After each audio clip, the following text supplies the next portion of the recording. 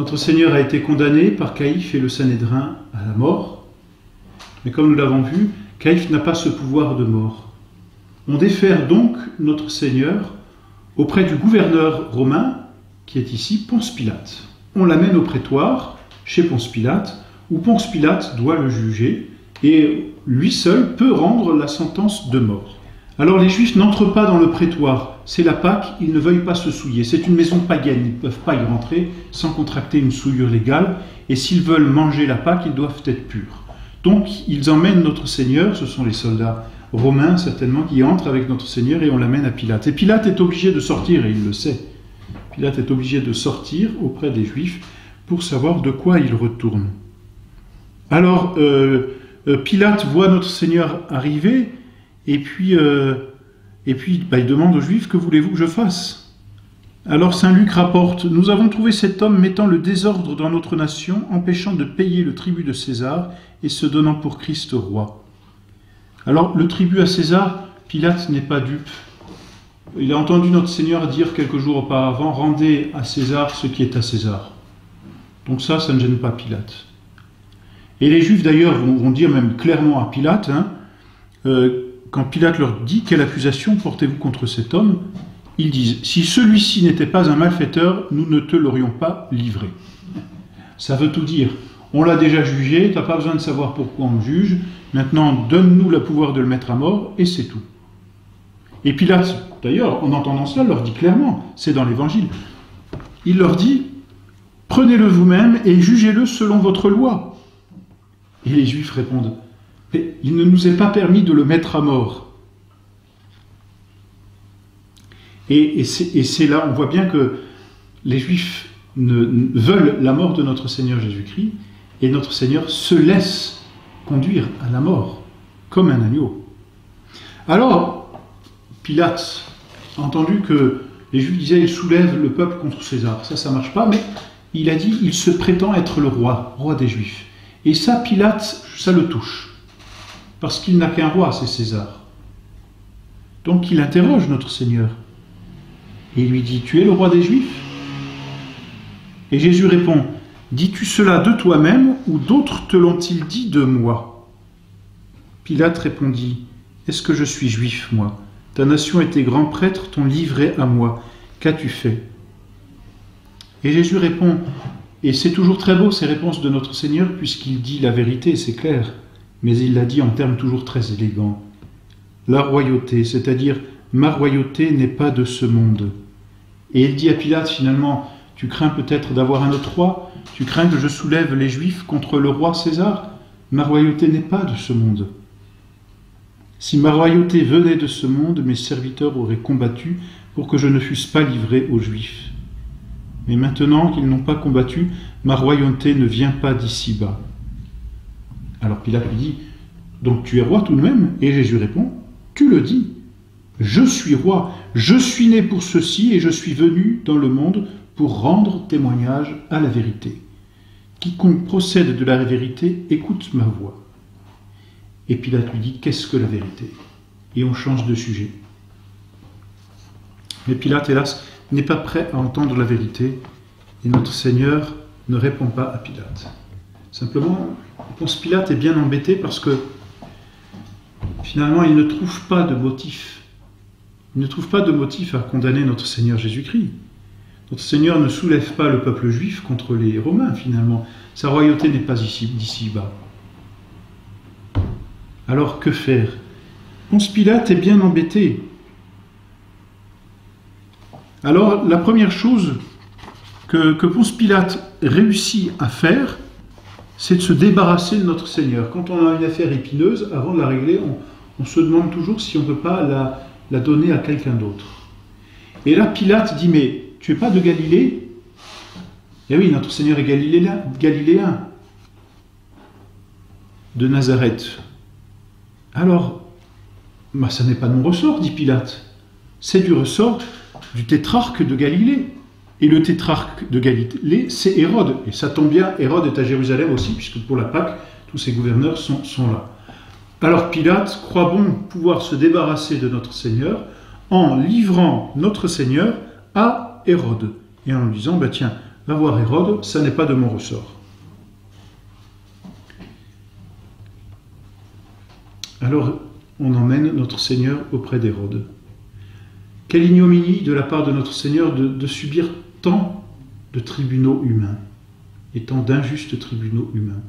Le tribunal de Caïphe, d'Anne tout d'abord, de Caïphe par 2 fois, la nuit et le jour, de Pilate une première fois, d'Hérode, et on va le voir, il va retourner auprès de Ponce Pilate. On le livre vraiment comme un malfaiteur de tribunal en tribunal. Simplement, Hérode est un homme de concupiscence, un homme de la chair, non pas un homme d'esprit. Et donc, Hérode attend de notre Seigneur du merveilleux, mais du merveilleux charnel, du merveilleux sensible, non pas du merveilleux surnaturel, non pas la grâce. Il veut voir des miracles. Et donc, il veut s'amuser de notre Seigneur comme un roi peut s'amuser de son bouffon. Mais notre Seigneur ne daignera pas jeter un seul regard à Hérode, ni lui adresser une seule parole. Déception bien cruelle de la part d'Hérode qui se débarrasse de notre Seigneur en le revoyant à Ponce Pilate. Entre-temps, Hérode s'amuse de notre Seigneur, puisqu'il va le revêtir d'un manteau blanc écarlate. C'est lui manifester le dédain. Notre Seigneur repart auprès de Ponce Pilate.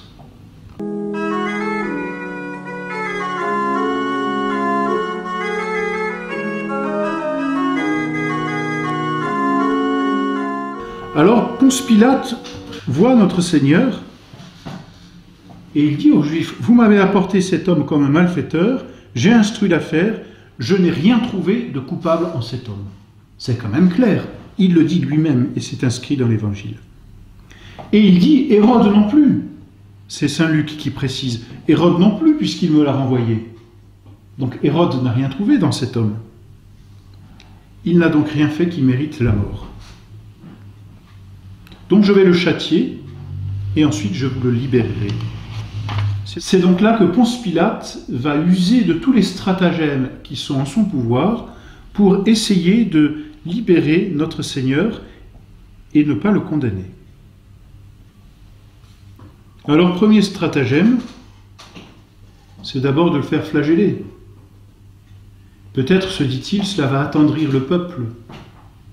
Alors il soumet notre Seigneur à ce cruel supplice de la flagellation, où, vous le savez, les fouets sont garnis de plomb qui donc, quand ils arrivent sur la chair, s'accrochent à la chair et quand ils sont retirés par le soldat, arrachent la chair et font ainsi comme des traînées, un peu de lambeaux et puis surtout des ouvertures sur la peau, des ouvertures de sang. Cruel supplice, notre Seigneur le subit sans ouvrir la bouche. Pour se moquer de lui, on lui tresse une couronne d'épines.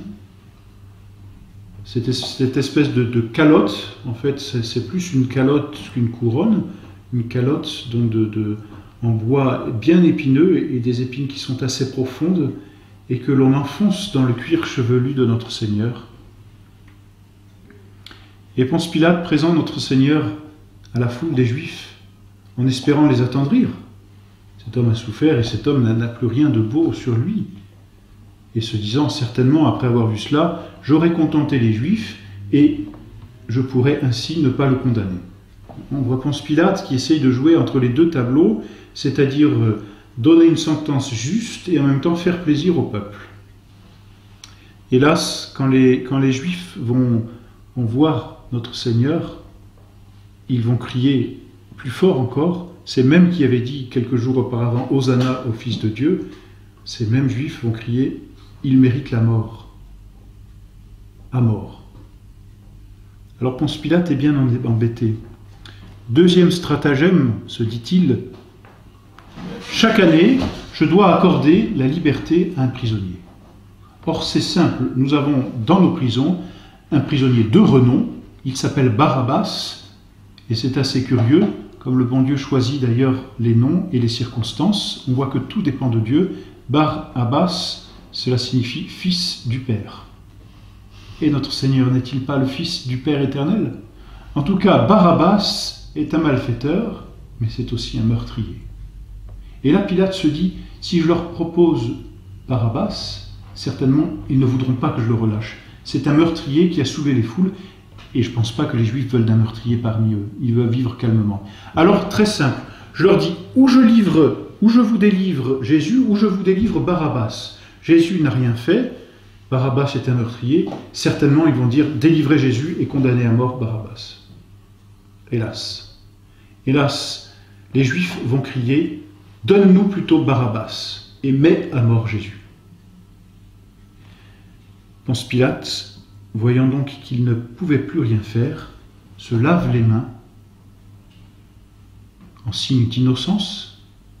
Mais quelle innocence donc, puisque c'est lui qui porte le jugement. Bref, il se lave quand même les mains et livre Jésus aux soldats et aux Juifs pour qu'il fût crucifié.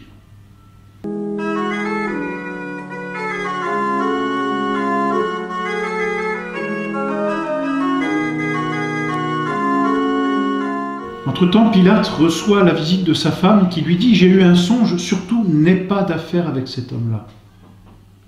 Mais Pilate va mettre de côté le songe de sa femme et ne délivrera pas Jésus. D'un autre côté, les Juifs qui crient, qui vocifèrent « Crucifie-le, crucifie-le ». Et Pilate leur répond « Prenez-le vous et crucifiez, car moi je ne trouve en lui aucun motif de le condamner ». Et les Juifs lui répondirent « Nous avons une loi, et d'après la loi, il doit mourir parce qu'il s'est fait fils de Dieu. »